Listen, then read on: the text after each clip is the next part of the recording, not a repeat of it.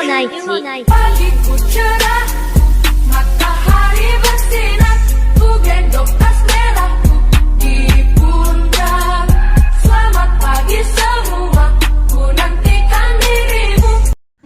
Assalamualaikum warahmatullahi wabarakatuh. Selamat pagi anak-anakku semuanya kelas 7. Saya ucapkan selamat datang di mata pelajaran SKI kelas 7 di awal tahun pelajaran 2021-2022. Kali ini kita akan mempelajari bersama-sama tentang materi awal, yaitu tentang strategi dakwah Nabi Muhammad SAW di kota Mekkah. Baik, sebelum kita mempelajari tentang bagaimana sih strategi dakwah Nabi Muhammad SAW ketika beliau menyebarkan agama Islam di kota Mekkah, maka alangkah baiknya kita harus mengetahui terlebih dahulu bagaimana sih kondisinya masyarakat Mekkah sebelum Islam datang. Nah, yang pertama kita akan membahas bersama-sama tentang kepercayaan masyarakat Mekkah sebelum Islam. Nah, jadi ini anak-anakku sekalian, di mana masyarakat Mekkah awalnya mereka ini adalah beragama tauhid, yaitu agama yang menyembah Allah Subhanahu wa taala, di mana agama tauhid pada saat itu dibawakan oleh Nabi Ibrahim alaihissalam, kemudian diteruskan oleh anaknya yang bernama Ismail alaihissalam. Namun setelah Nabi Ismail alaihissalam itu wafat, maka masyarakat Mekkah pada saat itu berpindah, bukan menyembah Allah lagi, tetapi menyembah selain Allah SWT. Nah, proses perpindahan kepercayaan itu berawal dari seorang yang bernama Amir bin Luhai, di mana Amir bin Luhai itu adalah seorang pembesar suku Khurza'ah yang pada saat itu dia lagi pergi ke Syam. Nah, saat itu ia melihat penduduk negeri Syam tersebut melaksanakan ibadah dengan menyembah berhala. Dan akhirnya ia tertarik untuk mempelajari serta mempraktekannya di Mekkah. Maka dari itu, ia membawa berhala yang dinamai Hubal serta diletakkan di Ka'bah. Maka dari itu, masyarakat Mekkah pada saat itu yang awalnya menyembah Allah menjadi tidak menyembah Allah. Karena ada seorang Amir bin Luhai itu yang membawa kepercayaan dari Syam, setelah itu dipraktekkan di kota Mekkah. Akhirnya orang-orang Mekkah yang awalnya menyembah Allah, yang beragama tauhid, maka mereka akhirnya menyembah selain Allah Subhanahu wa taala. Maka dari itu, kepercayaan masyarakat Arab sebelum Islam atau masyarakat Mekkah sebelum Islam dapat digolongkan atau dapat diklasifikasikan sebagai berikut, di mana mereka itu ada yang sebagian dari mereka menyembah malaikat. Yang kedua, ada yang menyembah jin, ruh, dan hantu. Ada yang menyembah benda-benda langit. Ada yang menyembah berhala.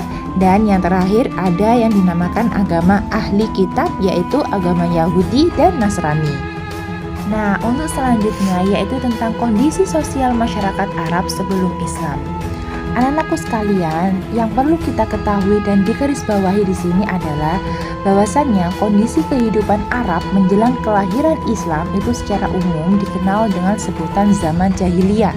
Jahiliyah di sini artinya adalah bodoh, tetapi mereka ini tidak bodoh dalam hal intelektual atau pemikirannya, bahkan sebaliknya mereka ini orangnya cerdas-cerdas banget, jenius banget. Tetapi yang dinamakan jahiliyah di sini adalah mereka bodoh dalam hal akidahnya, dalam hal kepercayaannya. Jadi perlu digarisbawahi ya nak, sekali lagi bahwasannya mereka ini jahiliyah dalam hal akidahnya, bukan masalah intelektualnya. Nah, untuk kondisi sosialnya, bahwasannya dimana pada saat masyarakat Arab sebelum Islam, pada masa itu kaum wanita itu menempati kedudukan yang sangat rendah, di mana sepanjang sejarah umat manusia, masyarakat Arab sebelum Islam memandang wanita itu ibarat binatang piaraan, bahkan lebih hina daripada itu. Karena para wanita sama sekali itu tidak mendapatkan penghormatan sosial dan tidak memiliki hak apapun, di mana kaum laki-laki itu dapat saja mengawini wanita sesuka hatinya dan kemudian menceraikan mereka semaunya mereka. Bahkan ada suku yang memiliki tradisi yang sangat buruk, yaitu suka mengubur anak perempuan mereka hidup-hidup. Mereka merasa terhina memiliki anak-anak perempuan. Muka mereka itu akan marah banget. mendengar apabila mendengar istrinya mereka itu melahirkan anak perempuan. Nah, perbuatan itu mereka lakukan karena mereka merasa malu dan khawatir bahwasannya anak perempuannya itu akan membawa kemiskinan dan kesengsaraan serta kehinaan. Dan selain itu, sistem perbudakan juga merajalela pada saat itu, di mana budak diperlakukan majikannya secara tidak manusiawi.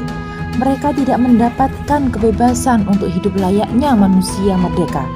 Bahkan, para majikannya tidak jarang menyiksa dan memperlakukan para budak seperti binatang dan barang-barang dagangan, dijual ataupun dibunuh. Kanan kiri, putar-putar jari. Kanan kanan kiri, kanan kanan kiri, kanan kanan kanan kiri, kanan kanan kanan kiri, kanan kanan kanan kiri, kanan kanan kiri, kanan kanan kanan kiri, putar-putar jari.